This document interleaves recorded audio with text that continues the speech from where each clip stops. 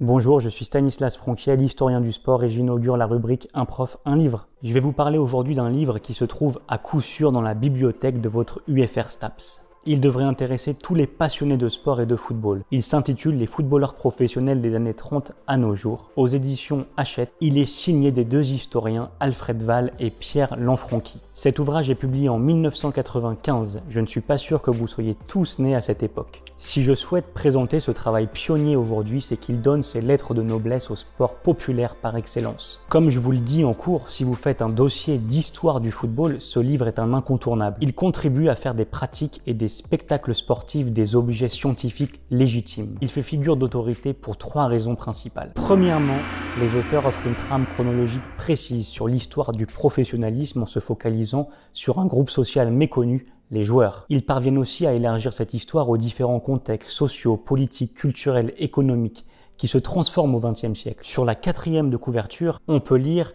que cet ouvrage permet de comprendre l'évolution des modes de recrutement, des conditions de travail et d'entraînement des joueurs. Le pari est tenu. En 5 chapitres, les auteurs analysent tout d'abord les parcours de ces étudiants aisés qui s'adonnent à cette pratique sportive distinctive venue d'Angleterre. Les controverses entre amateurs et professionnels, la lente professionnalisation du métier de footballeur, le recrutement populaire des joueurs sous dépendance de dirigeants paternalistes, l'élévation progressive du recrutement social des joueurs issus majoritairement de la classe ouvrière en direction des classes moyennes et des lycéens. Les auteurs analysent aussi l'apport des travailleurs étrangers, notamment africains, dans le championnat de France et évoquent les raisons pour lesquelles les salaires sont multipliés par 8 dans les années 1980. Deuxième qualité de cet ouvrage, faire découvrir aux lecteurs les coulisses du professionnalisme. Avec Alfred Wahl et Pierre Lanfranchi, on découvre les loisirs des footballeurs, leur quotidien, le redoutable chômage qui les touche dès la fin du premier contrat et leur lutte sociale. En 1961, grâce à l'instauration de l'UNFP, l'Union nationale des footballeurs professionnels, les droits des joueurs s'étendent.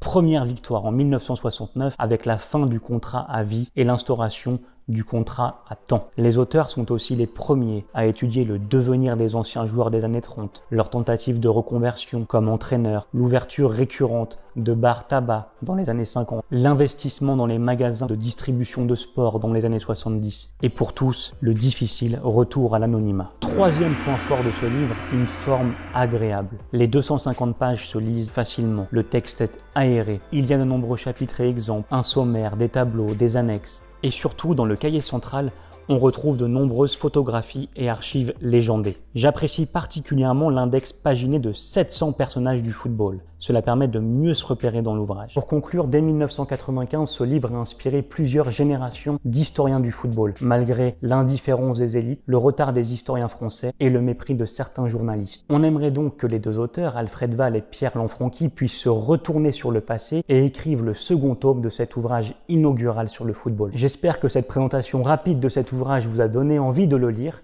D'ici là, restez curieux et à bientôt. Partagez, commentez, abonnez-vous, car enseigner, c'est répéter.